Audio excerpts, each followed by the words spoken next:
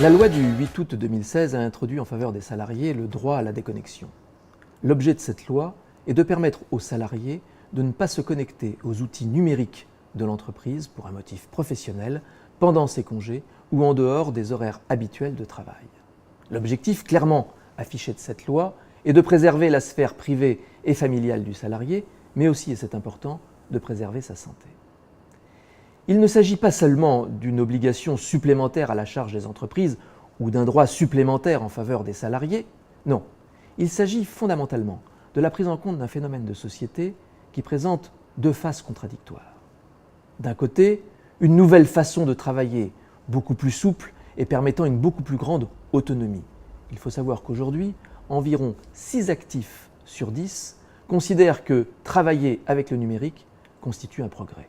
Mais d'un autre côté, c'est la face sombre, le numérique entraîne une surinformation, une surconsommation d'interactions et entraîne une véritable confusion dans la priorisation des tâches et dans la détermination des urgences. En d'autres termes, le numérique entraîne une hyperconnectivité dont les conséquences sur la santé du salarié sont malheureusement connues. Burn-out, surstress, surcharge de travail, etc. C'est la raison pour laquelle le législateur a décidé d'encadrer ce droit à la déconnexion. La mise en œuvre de ce droit à la déconnexion connaît deux modalités possibles. La première, le droit à la déconnexion, sera l'objet d'un accord à la suite d'une négociation avec les partenaires sociaux dans les entreprises de plus de 50 salariés.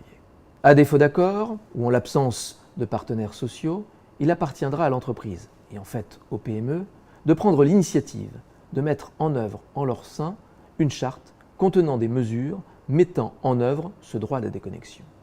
Ici, l'imagination est au pouvoir. Les mesures peuvent être de différentes natures. On pense à des mesures d'incitation ou des mesures de prévention. À titre d'exemple, on citera les alertes qui peuvent apparaître sur les écrans pendant le week-end, par exemple. Mais on pense aussi à des mesures plus radicales, qui passent par la mise en œuvre de plages forcées de déconnexion, voire par la fermeture des serveurs. En conclusion, le droit à la déconnexion est devenu aujourd'hui pour les entreprises, quelle que soit leur taille, un enjeu majeur. En réfléchissant en fait au droit à la déconnexion, on réfléchit tout simplement à la nouvelle organisation du travail au sein des entreprises. C'est la raison pour laquelle nous sommes à votre disposition pour vous accompagner sur cette nouvelle problématique de l'organisation du travail face aux outils de la nouvelle technologie qui seront, à n'en pas douter, un élément déterminant quant à la qualité et à la nature des rapports sociaux de demain.